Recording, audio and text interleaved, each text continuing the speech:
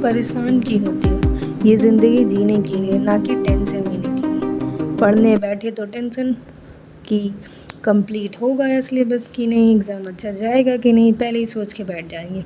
ये क्यों नहीं सोचते कि हम अगर सिलेबस कंप्लीट कर लेंगे, सारी चीज़ें अच्छे से प्रिपेयर कर लेंगे तो एग्ज़ाम बिल्कुल अच्छा जाएगा।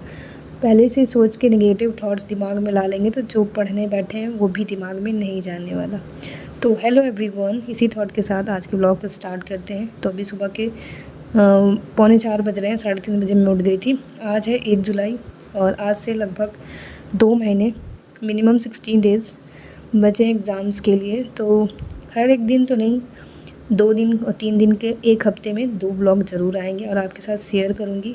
फ़िलहाल अभी मैं जिस एग्ज़ाम के बारे में बात करी हूँ वो है बीपीएससी का, जो कि 10 सितंबर को है और अब टाइम नहीं बचा है और सिलेबस भी बहुत ज़्यादा बचा है। तो खुद को भी मोटिवेट कर रही हूँ और आप लोगों को भी मोटिवेट करने की कोशिश कर रही हूँ। मैं ब्लॉग इसलिए शेयर कर रही हूँ ताकि मैं अपनी बातें और लोगों तक पहुँचा सकूँ, और अगर मैं अपनी स्ट्रेटजी में कोई गलती कर रही हूँ तो आप मुझे सुधार दें और आप भी मेरी मदद करें इस जर्नी में, ताकि मेरा एग्ज़ाम क्लियर हो जाए। अगर मैं किसी गलत ट्रैक पे जा रही हूँ तो आप कमेंट में करके बता सकते हैं। तो यहाँ फ़िलहाल अभी मैंने यही माइंड मैप बनाया है कि मेरे जो सब्जेक्ट्स कंप्लीट हो चुके हैं, मतलब जिसका सिलेबस नोट्स बन चुका है, उसको मैं हर एक दिन रिवाइज़ करूँगी और एक स्लॉट में उस सब्जेक्ट को रखूँगी जिसका सिलेबस कंप्लीट नहीं हुआ है, उसको मैं नोट्स बनाऊँगी और कंप्लीट करने की कोशिश करूँगी। फ़िलहाल आपने देखा कि मैंने फ़ैन ऑन नहीं किया है, क्योंकि अगर मैं फ़ैन ऑन करके बैठूँगी ना तो मुझे नींद आ जाएगी सुबह।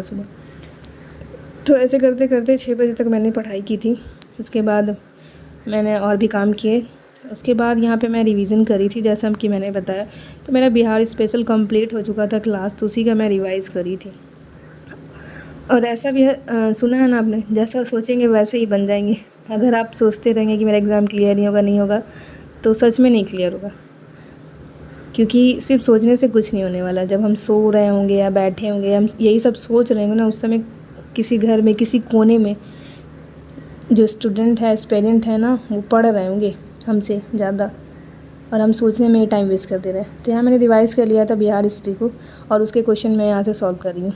ये थोड़ी पुरानी बुक है, 70 की है, तो कोई बात नहीं, बिहार का क्वेश्चन इसी से सॉल्व करते हैं और देखते हैं, रिवीजन भी कर लेंगे।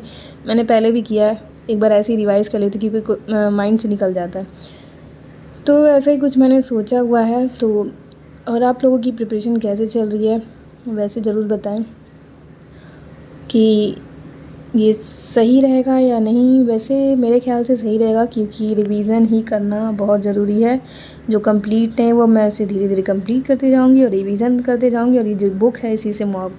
और बहुत सारे लोगों को ये भी पता होगा कि केजीएस में विजेता बैच आया जो 2.0 वाला, इसमें सर ज्योग्राफी पढ़ा रहे हैं। तो ज्योग्राफी मेरा कंप्लीट नहीं हुआ, तो मैं फिर भी कोशिश कर रही हूँ कि जो विजेता बैच का जो ज्योग्राफी का सर नोट्स बनवा रहे हैं उसी को मैं बना लूँ और उसी को रिवाइज़ करूँ मल्टीपल टाइम्स, तो शायद मेरे दिमाग में कुछ घुस जाएगा। क्योंकि मुझे ज्योग्राफी बिल्कुल भी समझ में नहीं आती और मेरा फाउंडेशन भी क्लियर नहीं है, क्योंकि मैं साइंस बैकग्राउंड से हूँ, तो इसलिए मुझे ज्योग्राफी और इकोनॉमिक्स में बहुत ज़्यादा प्रॉब्लम होती है।